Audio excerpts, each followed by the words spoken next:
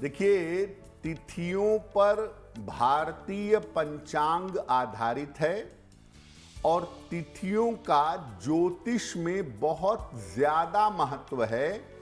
अलग अलग तिथियों पर जन्म लेने के परिणाम और प्रभाव अलग अलग होते हैं। मौनी अमावस्या कितनी महत्वपूर्ण है? देखिए, वैसे तो हर अमावस्या महत्वपूर्ण है, लेकिन साल में 3-4 अमावस्याएं ज्यादा इंपॉर्टेंट हैं। उसमें से एक है मौनी अमावस्या।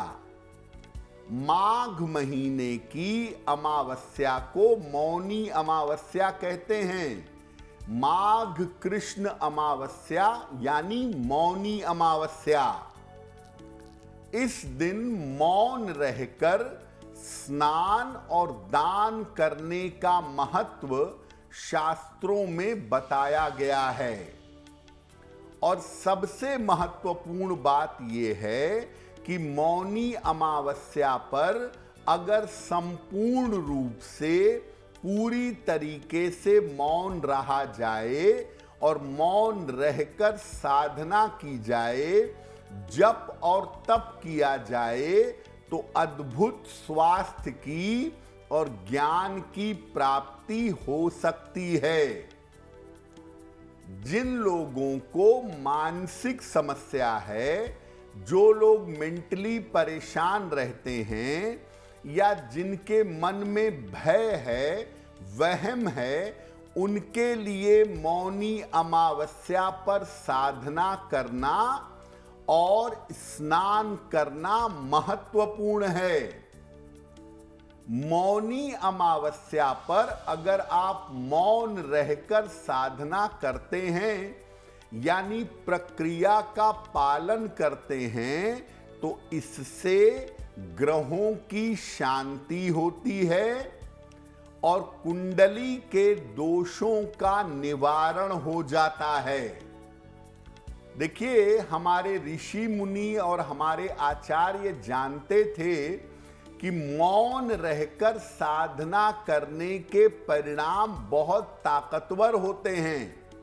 इसीलिए साल में एक दिन चुना गया जब आप पूरी तरह से मौन रहकर साधना करें, अपनी मानसिक समस्याओं को दूर करें और ग्रहों की बाधा, कुंडली के दोष, ये सब भी आप दूर कर सकें।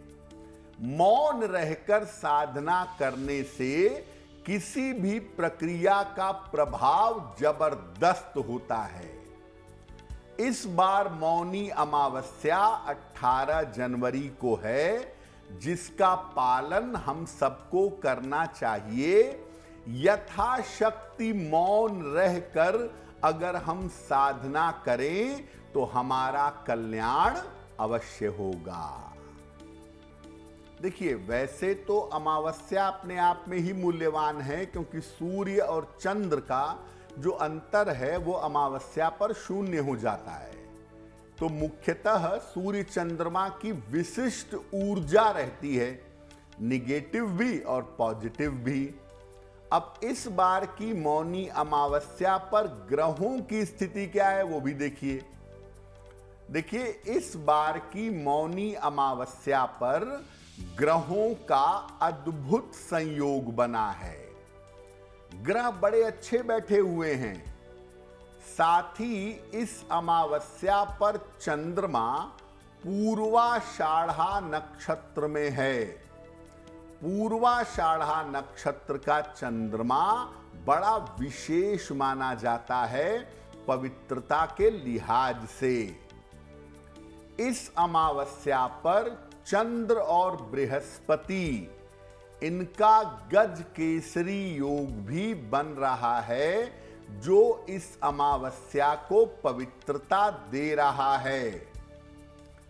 अमृत का कारक शुक्र सूर्य के साथ विद्यमान है, यानी शुक्र का अमृत तत्व सूर्य के माध्यम से लोगों को मिलेगा। अब चूंकि चंद्रमा भी शुभता में है, शुक्र भी शुभता में है, नक्षत्र भी शुभता में है। तो इस बार मौनी अमावस्या पर अगर आप स्नान करते हैं, ध्यान करते हैं, दान करते हैं तो इसका फल अचूक होगा। पवित्र नदी में जाकर स्नान करने का मौका मिले तो बहुत ही बढ़िया है, नहीं तो घर पर पवित्र जल से स्नान करें, यथाशक्ति पूजा और दान करें और प्रार्थना करें कि ईश्वर की कृपा, पितरों की कृपा आपको प्राप्त हो। जब आप ऐसा करेंगे तो इसके परिणाम आपके लिए बहुत शुभ होंगे। देखिए, मौनी अमावस्या का मतलब साधना का दिन है। आपको मौन रहना है, स्नान करना है, ध्यान करना है, दान करना है। तो इस बार किस प्रकार आप स्नान और दान और ध्यान करेंगे? देखिए, यदि आप नदी में स्नान करने जा रहे हैं तो पहले घर से ही अच्छी तरह स्नान कर लीजिएगा और फिर नदी में जाकर कम से कम 3 डुबकी लगाइएगा। नदी में या पवित्र सरोवरों में स्नान नहीं किया जाता, वहां पर डुबकी लगाई जाती है। नदी में शरीर मलना, साबुन का प्रयोग करना, गंदगी निकालना ये बिल्कुल उचित नहीं है, ऐसा मत करिएगा। जब आप 3 डुबकी लगा लें स्नान की, तो स्नान के बाद सूर्य देव को अर्घ दें, देवी देवता का और अपने पितरों का, पूर्वजों का स्मरण करें। नदी से निकलने के बाद वस्त्र धारण करें।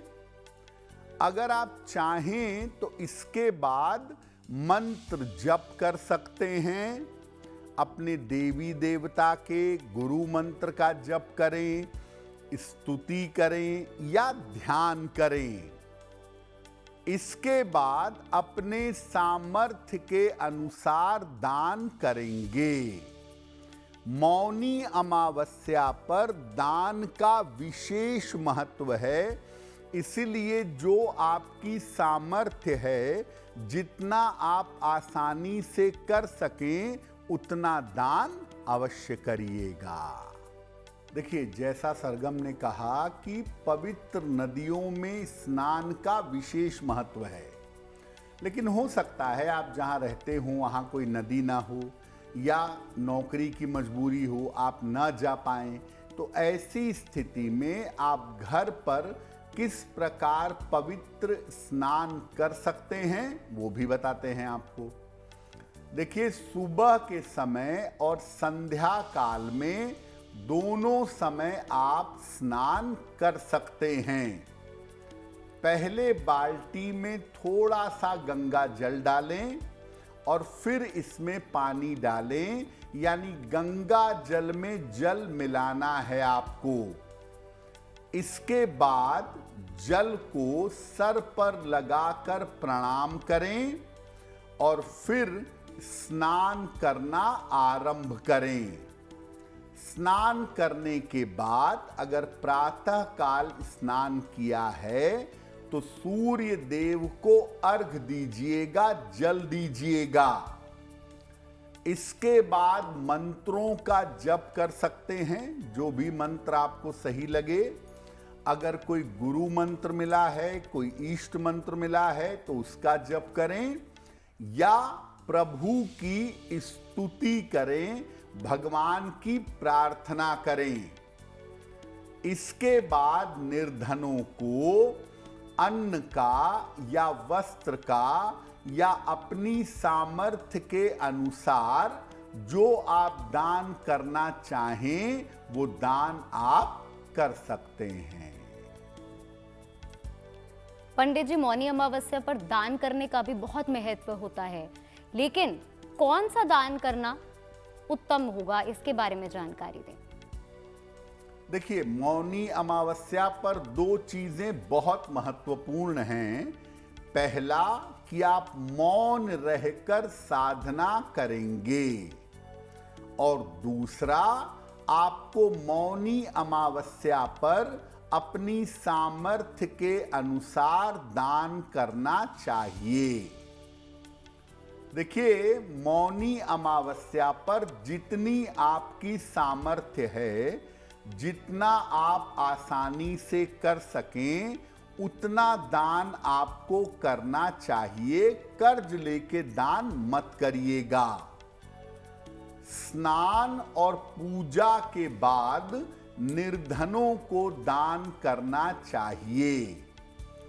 दान में अन्न, वस्त्र, काले तिल और गुड़ का दान करना उत्तम होगा। वैसे मौनी अमावस्या पर काले तिल का, गुड़ का, कंबल या मोटे कपड़ों का दान करना अच्छा होता है। आप अन्न का दान भी, वस्त्र का दान भी साथ में कर सकते हैं। इसके अलावा आप अन्य वस्तुएं भी श्रद्धानुसार दान कर सकते हैं। पलंग दे दें, रजाई दे दें, चारपाई दे दें, बर्तन दे दें, जो भी आपकी श्रद्धा हो, जो आप कर सकें, वो दान आपको करना चाहिए। लेकिन मुख्य रूप से मौनी अमावस्या पर काले तिल, गुड़ और कंबल का दान करना सबसे ज्यादा बेहतर होता है। अगर आप मुझसे जुड़ करके अपनी समस्याओं का समाधान चाहते हैं और चाहते हैं कि आपकी समस्याओं को ज्योतिष के माध्यम से सुलझाया जाए, तो आप हमसे संपर्क कर सकते हैं, जुड़ सकते हैं एस्ट्रो तक पर।